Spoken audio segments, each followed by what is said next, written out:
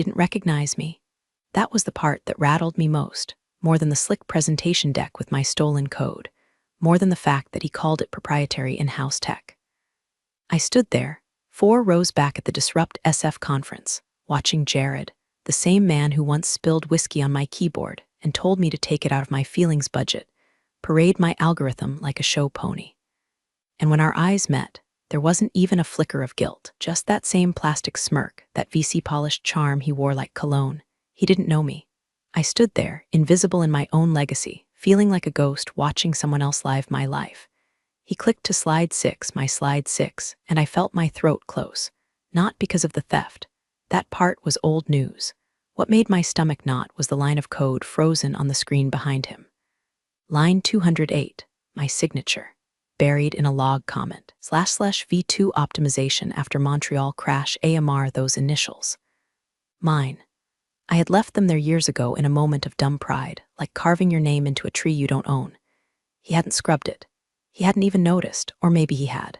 And that's what broke me. Rewind 5 years. They hired me out of a hackathon I didn't even want to attend. I was 24, brilliant, and utterly naive. Their pitch was syrupy: disruption, diversity. We're a family here. What they meant was, we need a girl genius to polish our image, underpay her, and work her until she forgets her own name. And I did. I worked like I was building heaven's back end. 14-hour days, weekends blurred into weekday nights. But I loved the problem: distributed efficiency in hybrid clouds. I had something that scaled better than anything on the market. I tested it, proved it, deployed it. First time I ran it on our staging servers and watched latency drop by 37%, I actually cried. They named the product Juno, like it came from the gods. Not from me, sobbing over server logs with coffee-stained hoodies and blistered fingers. They made millions. I got stock options that matured into dust. At first, I stayed quiet. I told myself I was building clout, that eventually the meritocracy would catch up. But meritocracy, I learned, is Latin for men taking credit while you debug their garbage. The tipping point wasn't dramatic, it was a laugh. 6 months ago, I walked into Jared's glass palace and asked for a raise. Not even equity, just acknowledgement. Just numbers that matched what he was making from my code. He leaned back, actually leaned back like he was settling in for a TED talk, then laughed. Like I'd just offered to babysit his ego for free. Not really the negotiating type, Amanda, he said. You're technical, that's your lane. I remember the taste in my mouth then, metal and dust. Like I'd swallowed the bones of my younger self, and that's when something shifted. I didn't rage, I didn't cry, I smiled. The quiet, terrifying kind of smile people mistake for surrender, and I walked out of his office. Not to quit, not yet. I had something better in mind, because what Jared didn't know, I still owned the patent, not the company, me. And that, dear Jared, is where the avalanche begins. The patent was my ace, tucked so deep in my sleeve it might as well have been tattooed on my spine. See, 5 years ago, during the early prototype stage, I'd filed it myself, quietly, under my maiden name, with just enough abstraction in the language to keep it off their radar, and just enough legal ambiguity to keep it mine. I remember the lawyer, Harold, semi-retired pit bull from Santa Clara who smelled like paper and bourbon, looking me dead in the eyes and saying, "This clause right here, this is your Kevlar vest." I paid him in monthly installments and lived off ramen for half a year. Worth every sodium-laced bite. The company never questioned it because they never read. They were too busy branding, fundraising, grifting.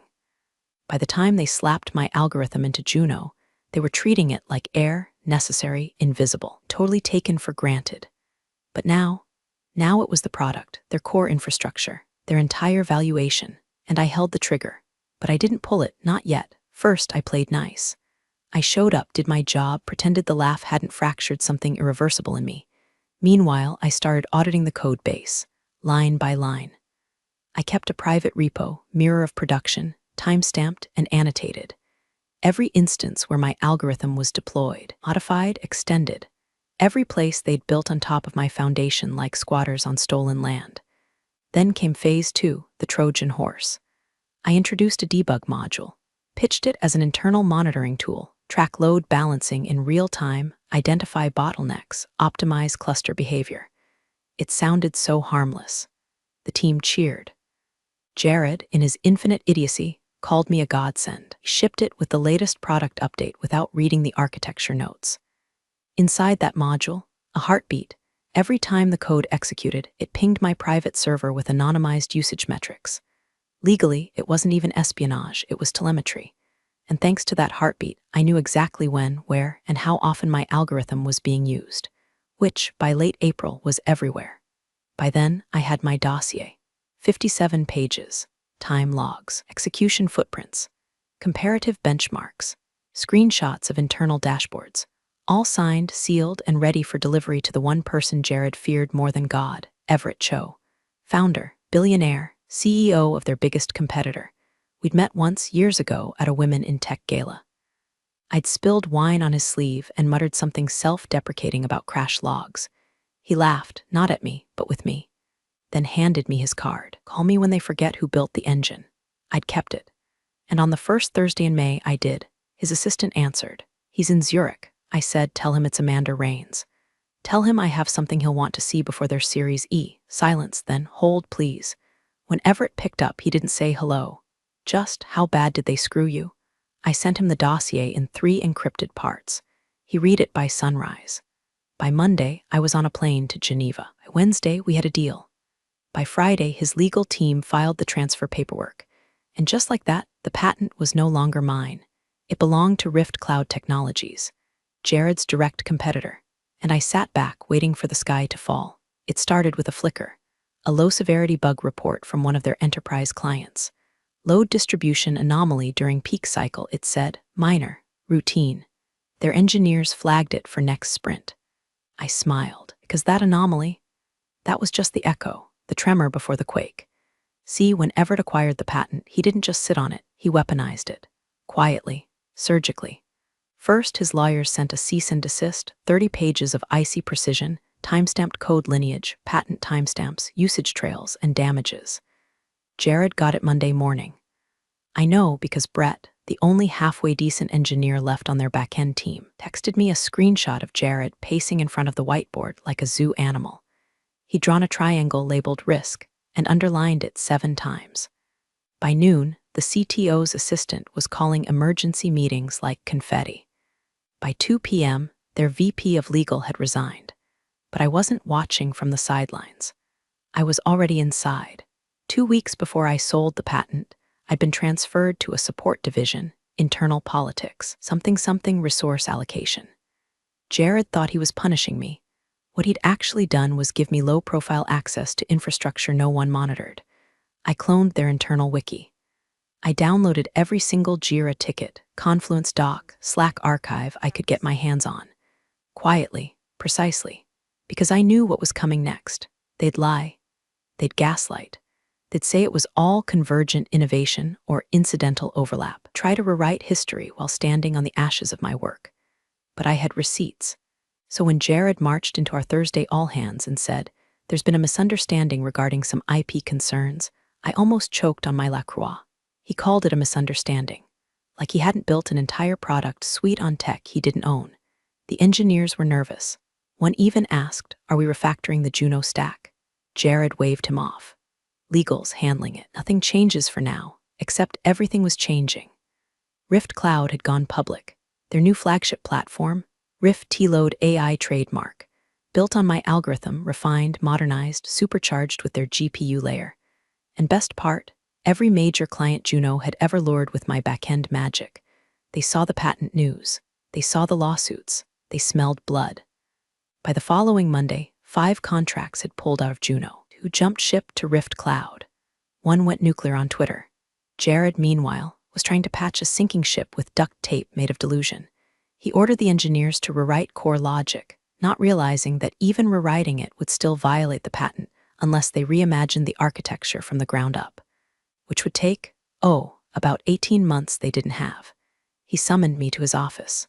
Finally, I walked in like a ghost he didn't believe in. His eyes were red. He looked smaller.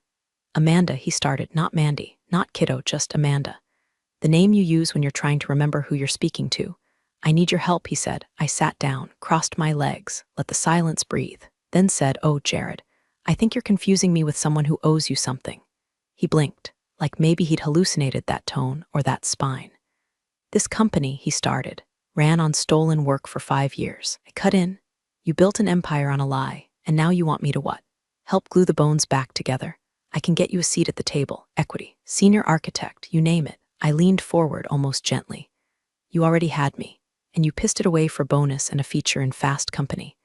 His jaw clenched. So you're just gonna let it all burn? And I swear I almost laughed. Because let it burn? No, Jared. I lit the match. First layoffs hit Friday. 22 engineers, half the DevOps team, a guy named Leon who brought his golden retriever to work every Thursday and cried quietly into its fur after Jared made him announce the rollback of Project Hydra, the last thing the company was banking on to salvage what was left of their roadmap. I watched from the kitchen, sipping burnt coffee. Nobody looked at me, not out of malice, but out of that quiet, primal instinct you develop around wild animals and ticking bombs. I had become a cautionary tale with legs. I wasn't fired, not yet, because Jared wasn't done trying to wring me out. The day after the layoffs, I got a calendar invite, no subject, no agenda. Just 3 p.m., his office. I showed up 10 minutes early and stood in the hallway just long enough to hear the end of his call. She's bluffing, he said.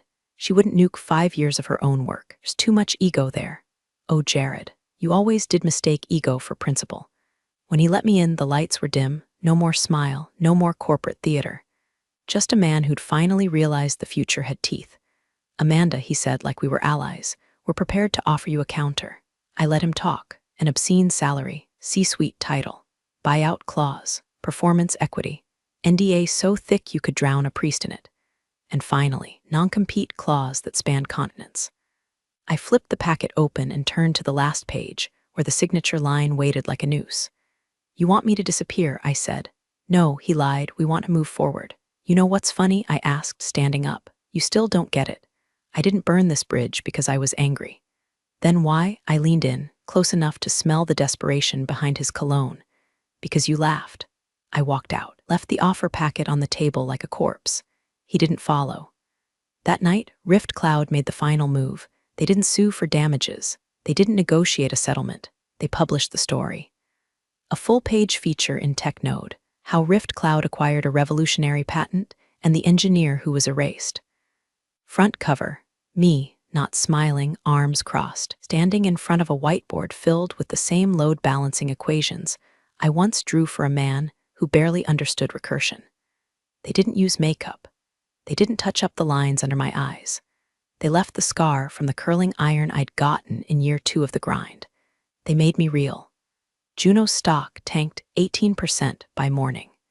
Investors started calling emergency board meetings. Whistleblower from inside legal leaked an email thread showing Jared knew the patent ownership was in question and deployed the algorithm anyway. The SEC opened an inquiry. By noon, Jared was on personal leave. By evening, his LinkedIn said open to work. And yet, through all of it, the tsunami I had summoned, I didn't feel triumph. Not exactly. I felt clean, like I had finally vacuumed out 5 years of gaslighting, humiliation, invisible labor with one glorious inhale of oxygen no one could ration anymore. But I wasn't done, because there was still one person left to deal with. The woman behind the curtain, the one who greenlit everything Jared did, the CEO, Margaret Dane. She hadn't said a word since this all started, but she was watching. And now I was coming for her. Margaret Dane never raised her voice. She didn't need to. She could peel flesh with tone alone, one of those corporate witches who wore silence like armor and filed her fingernails with quarterly projections. If Jared was a frat boy with a god complex, Margaret was the quiet god that actually ran the universe. People joked she had a neural interface to Bloomberg. Nobody had ever seen her eat. She hired Jared, defended him, and once referred to me in a board meeting as one of our junior algorithmic specialists. This, years after I'd built the architecture that floated their entire cloud division. So when I walked into the boardroom uninvited, I wasn't expecting an audience. Just a queen on her collapsing throne. She was exactly as I remembered, slate gray suit, sharp lipstick, no jewelry except a wedding band that looked like it cost more than my first car. Her assistant tried to intercept me. Margaret raised one hand and said, "Let her in." No smile. No welcome. Just, "I assume this is about the fire you started." I sat across from her and said nothing. Let the weight sit. Let her feel it. You've made your point, she said after a long pause. Jared was reckless. The board agrees. We're cleaning house. Cleaning house won't fix the foundation, I said. You built your empire on a stolen engine. She didn't flinch. You licensed it. Your contract was never valid. Your legal team skipped due diligence. And now it's RiftClouds. Arget's jaw twitched once. A microfracture in the ice. We can still salvage the company, she said. You've made your power play. What's the ask? The ask, I said, is a confession. That got her. One blink, slow, you want blood, I want truth. She looked at me the way a lioness might study a wounded gazelle wondering why it's charging her. You're playing with fire, Amanda. Companies don't collapse because of truth. They collapse because of stories. And right now, you're riding one. She leaned forward, tone softer, more venomous. If I release a statement naming you as the source of the patent, publicly acknowledging you were the architect, do you walk away? I stared at her. Then said, no, her brow lifted. Because you still don't get it, I said. This isn't about credit, it's about rot. I worked here for 5 years, and none of you once thought to protect the thing keeping your lights on. You're emotional, you're extinct. Silence. Then, Arget did something I didn't expect. She smiled. I underestimated you. I stood. Everyone did. As I turned to leave, she said, be careful, Amanda. You're not the only one with a long memory. I paused at the door, then gave her the one line I'd been saving since the day Jared laughed. So remember this, you built your kingdom on sand, and now it's learning to drown you. Outside the room, the hallway felt colder. I passed executives avoiding eye contact, interns packing up desk plants, engineers whispering like survivors of an invisible war. I was no longer just that girl from back-end. I was the earthquake, but I hadn't felt the aftershock yet, not until I got the email. Subject, urgent security concern from IT at Juno Cloud Body. Amanda, a breach has been detected in your former company account. A script flagged suspicious outbound data activity linked to your credentials. We're investigating, maybe contacted by authorities. There it was, Margot's parting gift, a shadow war, and the first strike had just landed. I didn't sleep that night, not because I was scared, not exactly, but because I knew what that email meant. It wasn't a warning, it was a threat, wrapped in corporate HR language, but venomous all the same. Margot wasn't going to sue me. No, she was going to dirty me. Ruin me by implication. Make it look like I'd siphoned code, exported data, violated compliance. Make the narrative. Woman gets bitter, gets sloppy, gets caught. The oldest play in the book, so I called Everett. Didn't even wait for business hours. Just hit dial while pacing my kitchen barefoot, staring at the half-eaten takeout I suddenly couldn't stomach. He picked up on the third ring. Tell me you didn't do what I think they're accusing you of. I didn't blink. No, but they're manufacturing a trail. Pause. Then we go nuclear, he said. By noon, RiftCloud's legal team had subpoenaed Juno's internal audit logs, claiming breach of whistleblower protections under federal employment law. They also filed an injunction against Juno for attempted retaliation and defamation. But Margot had already moved. By 2 p.m., anonymous Reddit threads started popping up in r/technology and r/c-questions. Whispers about a rogue dev who'd weaponized telemetry, stolen proprietary algorithms, blackmailed the C-suite. They used the phrase unstable genius. There was even a grainy photo of me from 5 years ago, eyes red, hair a mess, pacing the hallway after a 48-hour deployment crash. Captioned, this is who they trusted, and the worst part, people ate it up. Because it's easier to believe the woman burned it all down out of spite than to admit the men in charge never built it right to begin with. The next day, I got a call from someone I hadn't spoken to in years. Danica. We shared a dorm wall at MIT. She went into cybersecurity while I buried myself in algorithms. Last I heard, she was with a private forensics firm that took on messy corporate espionage cases. Her first words were, tell me what you really did, Amanda. And tell me now, because your name just landed in the upper-level logs of 3 federal watch lists. I told her everything, line by line, packet by packet, from the debug module to the heartbeat server. From Jared's laugh to Margot's offer to bury me, she listened, didn't speak for a full 2 minutes, then said, you're not paranoid, they're building a case, not because it's true, but because it's believable. Then her voice lowered, but I can help. She walked me through how to pull the receipts on their receipts. See, Juno had exported data from my machine, but not to me, staged a push to a sandbox environment, then backdated the logs to make it look like I had done it. And thanks to one timestamp glitch, One forgotten time zone mismatch in the file's metadata. I could prove it. Danica helped me trace it, package it, digitally notarize every byte. By Friday, we'd compiled a 300-page counter dossier. Everett's lawyers sent it straight to the board of directors. No press this time, no theatrics, just facts. Legal, cold, and surgically sharp. And by Monday, Margaret Dane was gone, resigned for personal reasons, which we all know is Silicon Valley for the guillotine dropped while the champagne was chilling. But this wasn't over, because while Margaret vanished from LinkedIn and the Reddit rumors began to rot under the weight of facts, a new name popped up in my inbox: Investor Relations. Confidential acquisition offer, and the buyer, not RiftCloud, not Juno, someone else entirely. Ghost I hadn't heard from in years. And they didn't want my code, they wanted me. The name in the email made my stomach twist like bad sushi. Dorian Chen. Back in the early days, before Juno, before the sleepless nights and stolen credit, Dorian was the one person who almost beat me at the Ascend hackathon. Not with better code, but with better strategy. While I was optimizing algorithms like a monk on Adderall, was pitching his half-baked prototype to angel investors in the lobby. By the end of the weekend, I had a perfect engine and no job offers. He had 4 venture dinners and a convertible Tesla. We hadn't spoken since, until now. His message was short: Amanda, I followed the RiftCloud play. Brutal, elegant, classic you, let's talk. There's a table with your name on it and no Jared's in sight. I stared at the screen for 5 full minutes. Felt like deja vu with sharper teeth.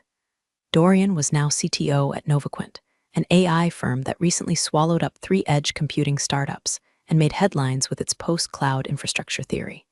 In short, they were hungry. And with Juno bleeding out and RiftCloud gorged, Dorian saw the next move before anyone else even knew they were on the board. I didn't reply right away. I didn't trust him, but I was curious.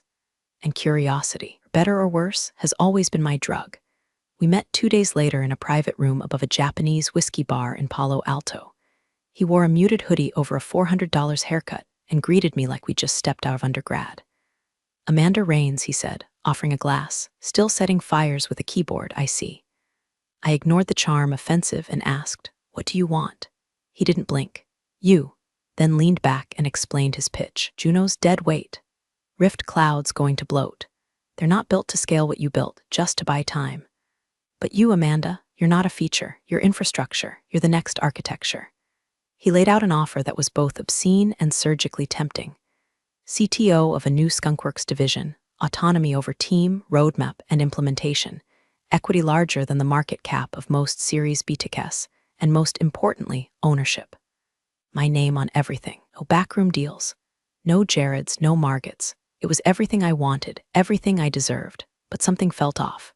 Too smooth, too rehearsed. So I asked the only question that mattered, why now? And his answer chilled me, because you've proven you're dangerous. And dangerous people are only assets or threats. I'd rather you be the former. That night, I didn't sleep again. Because it hit me, they all wanted the same thing. My brain, my code, my power. But none of them really saw me. Not the woman who broke quietly in conference rooms. Not the girl who filed patents in secret while eating noodles off paper towels. Not the human being behind the architecture they all wanted to exploit or contain. They didn't want a partner. They wanted a weapon. And I was done being pointed. It was time to build my own kingdom. And this time, no one would laugh. I turned down Dorian's offer the next morning. No theatrics, no scorched earth. Just a single sentence: I'm not building someone else's empire again.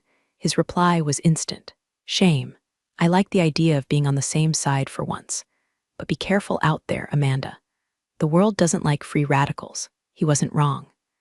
3 days later, my inbox was flooded with veiled consulting proposals from firms I'd never applied to. They all sounded the same, vague titles, 7-figure projections, strings so long you could play cat's cradle with them. Every one of them a leash. I deleted them all. Instead, I opened a blank document. Just me, a black screen, and the flicker of a blinking cursor. Line 1, / New World boot sequence initiated AR, then I started building. No investors, no middlemen, no smug CTOs mistaking my silence for submission.